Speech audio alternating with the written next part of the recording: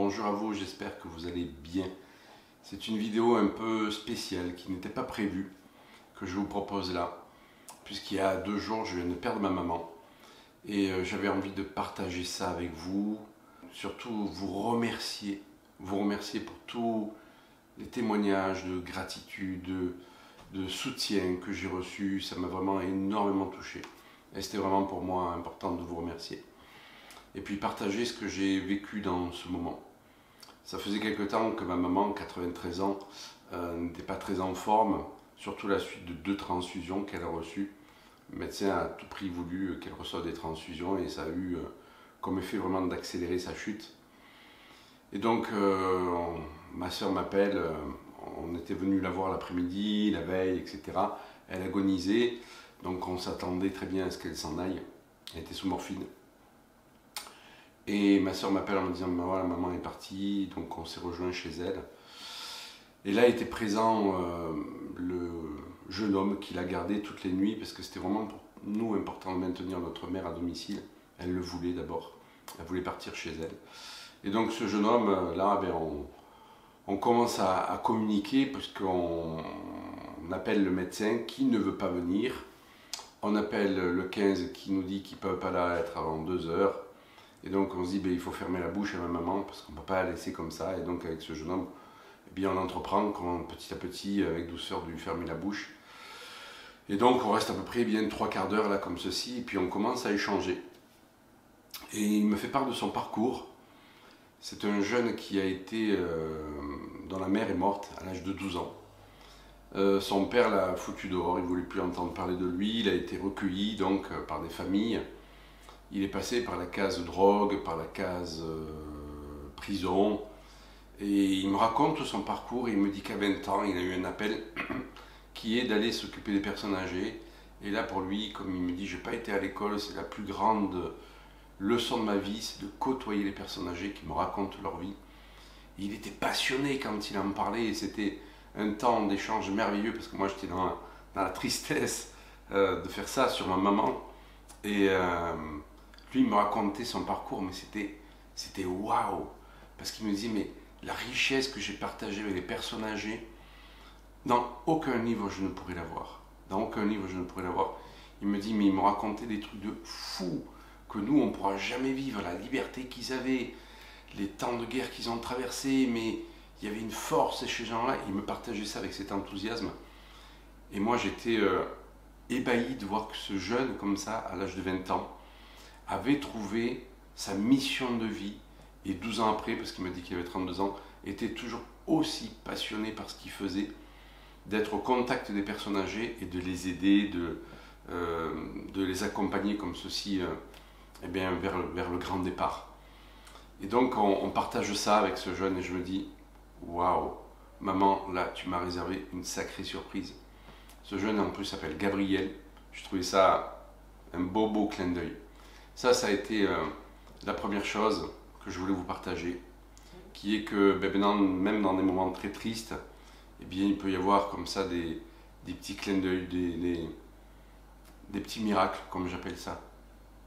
Le deuxième miracle, ça a été, j'allais voir maman tous les jours, et dans l'après-midi, je sens vraiment qu'elle retient son âme. Elle retient son âme, je sens son âme qui est bloquée comme ça. Et donc je pose ma main sur son torse. Elle était à l'agonie, elle était inconsciente, sous morphine. Et là je parle à son âme en lui disant, mais je sens que tu es emprisonné, qu'est-ce que tu attends? Et donc je commence à lui parler. Alors c'est plusieurs jours qu'on lui parlait, bien entendu, depuis qu'elle était sous morphine et qu'elle était inconsciente. Parce qu'avant elle était complètement consciente, on pouvait tout à fait échanger avec elle. Et là je continue à lui parler depuis plusieurs jours en lui disant, mais tu sais, tu peux maintenant, tu peux t'en aller, vraiment. Tu as assez lutté dans ta vie, tu as assez lutté, tu t'es battu toute ta vie, de ta naissance jusqu'à ta mort. Tu t'es battu, tu as fait preuve d'une volonté, maintenant c'est le moment de lâcher. Et tu vas être accueilli par les anges, par le maître indien qu'on a suivi pendant un moment, qui lui avait dit, au moment de votre mort, je serai là, je viendrai vous accueillir. Et pour ma mère, le voyage en Inde, ça avait été quelque chose d'extraordinaire. Elle avait fait ce voyage, elle avait 80 ans. Elle avait connu ce maître indien, et pour elle, c'est comme si elle avait vu Jésus. Et pour elle, Jésus dans sa vie, c'était waouh, c'était quelque chose d'essentiel en fait, qui l'avait aidé dans toutes les épreuves de sa vie. Et donc je lui dis, mais voilà, il va t'accueillir, il y a ton fils, mon frère était décédé il y a quelques années, qui va t'accueillir, il y a ton père, vraiment tu vas lâcher. Et j'ai senti que même ça faisait pas lâcher. Donc j'ai commencé à faire un soin à son âme, et là j'ai vu que son âme était en tristesse, parce que un membre, donc un de mes neveux, avait tourné le dos à la famille, et elle allait partir sans qu'elle le voie en fait. Et là j'ai su, waouh. Donc j'ai demandé à ma soeur si elle avait appelé mon neveu, elle m'a dit ouais, je l'ai appelé, j'ai laissé le message et tout ça. Et là, au moment où on est en train de discuter de ça, elle reçoit un message en disant je vais venir. Et donc j'avais ma main sur son torse et j'ai senti que là, waouh, ça lâchait quoi. Je me suis dit ok, ben maman elle va partir après qu'il soit venu. Et donc mon neveu est venu et 2 heures après, ça y est, elle partait. Donc je me suis mis en connexion avec son âme et j'ai senti que son âme était apaisée, souriante, vraiment en paix, mais c'était magique. Je retourne le lendemain, donc elle était toute belle, là, elle était magnifique parce qu'elle avait été préparée. Et donc c'était plus ce visage de souffrance que j'avais quitté, c'était un visage extraordinaire et voilà, elle était belle dans sa mort comme ceci. Et mon neveu arrive. Il revient le lendemain, il vient. Et là, donc, il voit son père, il commence à échanger. Son père est très fatigué, abattu. Il va se reposer et moi, je vais discuter avec mon neveu. On a une discussion pendant 2 heures. Ça fait des années qu'on n'avait pas vu et on échange sur les liens familiaux, sur le fait que, voilà, même s'il avait tourné le dos, il n'avait pas de regrets à avoir, il n'avait pas de... Il ne fallait pas qu'il soit rongé par les remords ni par la culpabilité, c'était pour lui en fonction de ce qu'il avait ressenti, de ce qu'il avait vécu dans la famille. Eh bien, c'était la seule solution pour lui à l'époque de faire ça. Et il a réalisé à quel point eh bien, il s'était coupé de la famille, il avait perdu des choses et c'était important pour lui de revenir dans la famille. Et voilà, il m'a dit je compte vraiment sur toi, tonton, pour que tu inities des choses et que on puisse se retrouver avec tes fils, avec la famille. Et là, je me suis dit waouh. Waouh maman, 2e miracle, t'es fortiche, t'es vraiment fortiche. Et il s'est avéré que hier, donc j'étais en formation, les élèves de la promotion m'ont fait une super surprise. Ils sont allés donc à l'église de Saint-Rémy-de-Provence, poser un cierge, faire des chants aussi dans l'église. Et là il y a une personne qui canalise beaucoup, qui m'a dit mais waouh, ta maman est avec nous. Elle était super souriante comme ceci, les mains comme ça en réception, en train de les remercier, de remercier pour tout ce qu'ils faisaient là, de tout ce qui avait été fait. Elle était vraiment en paix. Et j'ai vraiment senti son âme qui s'élevait, qui était dans la paix, qui était... voilà. Et je voulais vraiment vous partager ça. Pourquoi ? Ben pour vous dire que effectivement, quand on est dans la tristesse, quand on perd quelqu'un, et c'est normal, c'est complètement normal, ça fait partie du deuil, mais que c'est important de ne pas, à ce moment-là, faire de nous la priorité. Parce que quand on pleure, bien souvent on pleure sur soi-même, bien entendu. Qu'est-ce que je vais devenir ? Cette personne va me manquer, etc. Mais de faire la priorité l'âme de la personne. C'est vraiment important de prendre un temps et de se connecter à l'âme de la personne, à savoir si elle est en paix, si elle est retenue, si elle est en souffrance. Et ça, je vous assure, dans ces moments-là, même si on est dans la peine, chacun peut arriver à le ressentir. Et faisons de l'âme la priorité de la personne. Je sais que ma mère adorait la musique, et surtout la musique indienne, les bhajans, les mantras. Et donc on l'a accompagnée pendant plusieurs jours en mettant de la musique. C'est vraiment important de mettre la musique que les personnes aimaient dans leur vie, et même quand elles sont décédées, pour apaiser l'âme, mettez de la musique. Ne faites pas de ce rituel, un rituel triste où on met le défunt dans l'obscurité. Ça n'aide vraiment pas. En Inde, ils ont cette culture-là de la mort, bien plus que nous. Et donc, bien, nous, voilà, on ouvre les rideaux. C'est important que la lumière vienne, qu'il y ait cette lumière qui soit là pour aider justement l'âme à monter. Et de parler aux personnes qui sont décédées. Même si elles sont décédées, que vous avez des regrets de ne pas les avoir assez vues, etc. Ne faites pas de vous la priorité en vous lamentant sur vos regrets.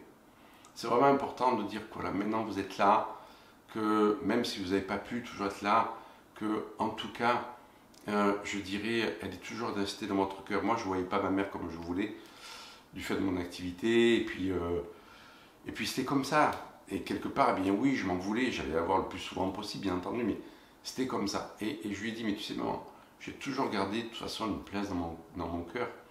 Et tu vas rester là, mais éternellement.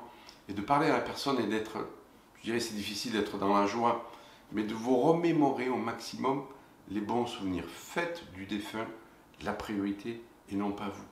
Et là, la priorité pour moi, c'était vraiment pour nous, je dirais, c'était vraiment que son âme parte en paix. Et on s'est connecté à son âme pour savoir ce qu'elle voulait pour partir en paix. Donc c'était important que nous, on puisse se rassembler aussi. Les défunts, eh bien, ils ont envie qu'on se rassemble. Que vous puissiez aussi dire ce que vous n'avez pas pu dire de votre vivant à la personne. Parce que ça peut les retenir aussi. C'est vraiment important de dire, voilà, je ne t'ai pas dit de ton vivant tout ceci. Maintenant, eh bien, je vais te le dire. Je vais te le dire. On fait vraiment, comment dirais-je, une séparation entre deux états, mais l'âme, elle est toujours là, elle est toujours en vie. Et l'âme vous entend. Même si la conscience de la personne n'est plus là, en tout cas, l'âme est là. Et donc, on a beaucoup parlé à l'âme de ma mère et on l'a rassurée en lui disant, mais parce qu'elle pensait beaucoup, très croyante, très chrétienne, elle pensait beaucoup à l'enfer, au paradis, et elle disait toujours, mais même si je crois, j'ai peur d'aller en enfer, j'ai peur d'aller en enfer. Mais combien on a pu la rassurer, et on a senti que plus on l'a rassurée, même en étant décédée, donc on l'a rassurée quand elle était à l'agonie, pour lui dire, mais maintenant tu peux lâcher, tu peux partir. Crois-moi, tu ne vas pas aller en enfer. Et donc, on lui a dit, mais ça va être que de la lumière.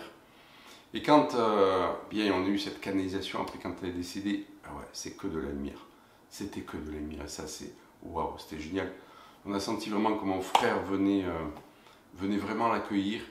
Et ce n'était pas une projection mentale qu'on avait, parce que des personnes qui n'étaient pas présentes ont senti vraiment que ça se produisait comme ça, avec un peu de ressenti. Et tout ça pour vous dire que même à ce moment-là, on a besoin de notre ressenti. Notre vie ne peut pas se vivre qu'avec notre intellect. Elle doit se vivre avec notre ressenti. Il faut laisser libre cours à son ressenti, à ses perceptions. On peut tout à fait communiquer, bien entendu, avec des personnes qui sont décédées. Ça n'est pas forcément réservé qu'aux médiums.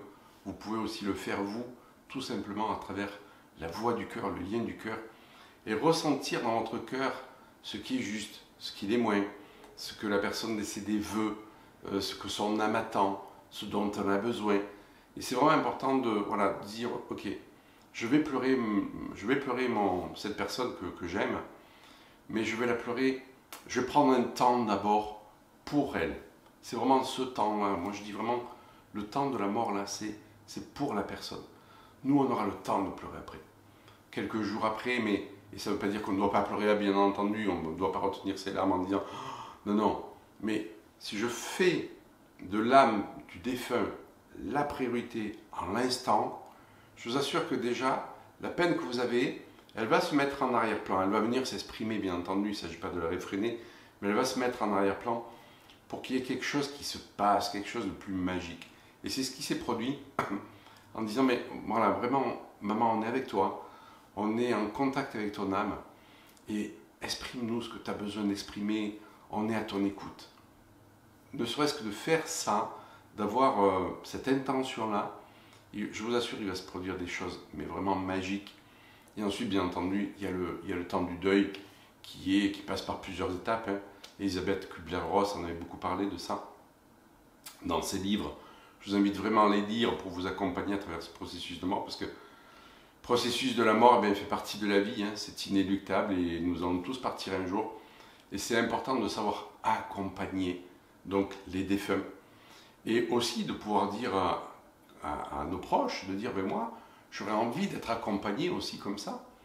Et moi, ça sera important pour moi quand je partirai, eh bien qu'il y ait cette communion, il y ait cette lumière, il y ait cette musique, il y ait cet encens, il y ait le fait d'être, voilà, c'est encore possible de rester chez nous. Ma mère va rester jusqu'à jusqu'à son enterrement chez elle. Et ça, pour elle, c'était super important. Et je crois que c'est vraiment important ce temps-là. Donc, vous voyez, c'est un temps pour moi de tristesse, profonde, bien entendu, mais c'est aussi un temps de magie, là où l'âme agit. Et j'avais envie de vous partager, non pas cette tristesse, mais cette magie qui peut y avoir autour d'une personne qui s'en va comme ça.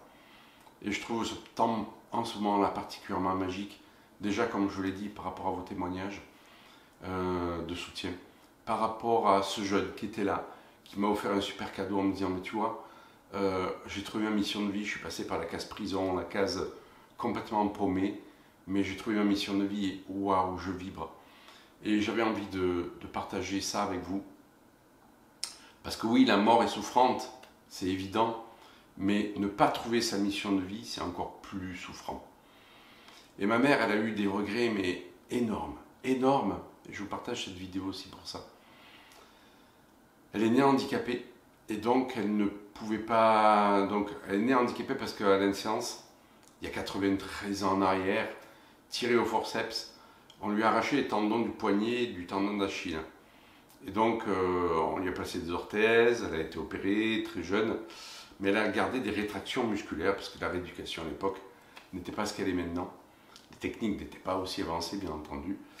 Et donc, du fait de son handicap, elle ne pouvait pas nager, elle n'a jamais pu courir, elle n'a jamais pu danser, elle n'a jamais pu faire d'activité physique. C'était son plus grand regret. Elle a toujours rêvé, en fait, de pouvoir nager, mais elle avait très peur de l'eau.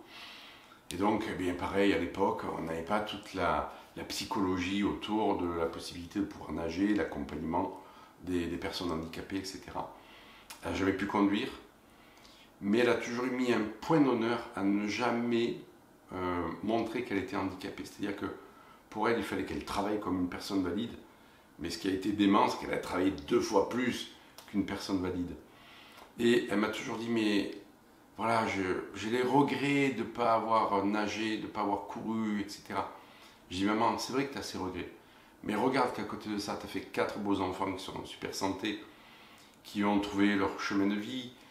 Tu as monté une entreprise, tu l'as menée de main de maître pendant plus de 30 ans, tu l'as montée à 45 ans. Mais maman, sois fière de toi, quoi. Sois fière de toi. Et tout ça pour dire que on regarde souvent ce qui nous manque, on ne regarde pas assez ce qu'on arrive à faire, là où on arrive à exceller, là où on est bon, là où on a du plaisir. Et beaucoup de personnes se disent, mais j'ai pas trouvé ma mission de vie, j'ai pas réalisé ce que j'aurais aimé réaliser dans ma vie, mais fais-le ton vivant. Qu'est-ce qui te plaît? Qu'est-ce qui te plaît là où tu as envie d'aller, là où tu as envie d'aider? Fonce. Et ce jeune, j'ai dit, mais waouh, ta place, elle est là, c'est évident. Elle est auprès des personnes âgées, elle est vraiment là. Mais ta place aussi, elle est auprès des jeunes. Elle est auprès des jeunes pour leur dire, mais allez vers ce qui vous inspire. Et là, il se met à rigoler comme ça. Il me dit, mais en fait, c'est ce que je fais. J'ai dit, c'est-à-dire, il me dit, mais en fait, je suis entraîneur pour les petits comme ça. Et il me dit, je les motive tout le temps, et mon fils, je le motive à aller, parce qu'il est bon au football, je le motive tout le temps à aller se dépasser. Et il me dit, en fait, je côtoie les personnes âgées, je les accompagne vers la mort, et je côtoie les jeunes comme ça, pour les accompagner dans la prise de confiance. Et donc ce jeune, je pense que je vais l'interviewer, je vais reprendre contact avec lui, je vais faire un podcast avec lui, parce qu'il m'a inspiré. Il m'a inspiré, il est super inspirant. Et si cette vidéo peut vous inspirer à vous dire, la mission de vie, c'est pas forcément quelque chose de professionnel, c'est là où vous avez envie de partager des choses avec d'autres. C'est ça la mission de vie. Qu'est-ce que vous avez envie de partager? Moi, j'avais envie de partager ça avec vous, c'est ma mission de vie. Ce jeune, il a envie de partager l'échange avec les personnes âgées, c'est sa mission de vie. Avec les plus jeunes, pour les inspirer dans le foot, c'est sa mission de vie. Ma mère, sa mission de vie, c'était, vous voyez, même avec un handicap, eh ben, on peut se dépasser, on peut rigoler, elle adorait rire, on peut sourire à la vie, on peut être dans un mode hyper vie, même si on est handicapé. Et elle voyait ce qu'elle n'avait pas, de ne pas pouvoir nager, de ne pas pouvoir conduire, mais moi, je disais toujours, maman, tu vois pas ce que tu as, mais ce que tu inspires par ton courage des gens. Les gens se disent, mais waouh, Madame Vérité, mais c'est, on pourrait lui décerner une médaille tellement qu'elle est courageuse. pardon, de ne pas se laisser arrêter par son handicap. Et voilà, cette vidéo, en fait, je réalise, parce que je suis en train de la faire, je me suis dit, faut que je parle de ça, mais je ne sais pas de quoi je veux parler. Elle n'est pas du tout préparée, c'est complètement improvisé. Et en fait, je réalise en déroulant la vidéo que, eh bien, elle est pour vous partager que tant qu'on est en mode de vie, eh bien, c'est important d'aller chercher et de partager, du moins, pas de chercher, parce qu'on cherche trop souvent sa mission de vie, alors que la mission de vie, elle est là. C'est quelle valeur, en fait, tu as envie de cultiver et quelle valeur tu as envie de partager. Moi, c'est l'inspiration. Ma mère, c'était le courage, elle avait envie de partager. Et quand elle voyait, parce qu'à 85 ans, elle s'est mise sur les réseaux, elle s'est mise sur Facebook. Et j'ai dit, maman, commence à poster. Elle a écrit un livre. À 85 ans, elle se met à écrire un livre où elle raconte en fait le périple quand elle est allée en Afrique, voir ce que mon frère avait réalisé en Afrique, un barrage au Burkina Faso. Et elle raconte toute cette expérience, ça s'appelle le voyage salvateur, où une mère sur les traces de son fils. C'est extraordinaire ce qu'elle a pu écrire là-dedans. Si vous voulez être inspiré dans une leçon de courage, mais aussi d'humour, franchement, procurez-vous ce livre, Le Voyage Salvateur. Vous avez l'image qui apparaît là. Vous pouvez le trouver sur Amazon, partout dans les librairies. C'est quelque chose d'extraordinaire. Tout ça pour dire que il n'y a pas d'âge en fait pour aller vers ce qui nous inspire. Il n'y a pas d'âge pour vivre la vie qu'on a envie de vivre. Arrêtons de nous lamenter. Allons vers ce qui nous inspire. Mais c'est ce qui est le plus important. Et là, voilà, moi c'était important pour moi. Vous voyez comme quoi c'est improvisé. De partager ça avec vous. J'ai beaucoup d'émotions, bien entendu, vous vous en doutez. Donc je vous remercie. Je vous remercie de votre fidélité, de votre soutien. Je n'ai pas fait cette vidéo pour récupérer du soutien, absolument pas du tout. Même si votre soutien est super important, ben, je me sais me soutenir moi-même, c'est évident. Pourquoi? Parce que au-delà de la tristesse que j'ai d'avoir perdu ma maman, c'est comment elle continue à m'inspirer et comment elle va continuer à m'inspirer toute ma vie par l'exemple qu'elle m'a donné. Je vous aime, je vous dis à tout bientôt pour une prochaine vidéo. Allez, à tout bientôt. Ciao.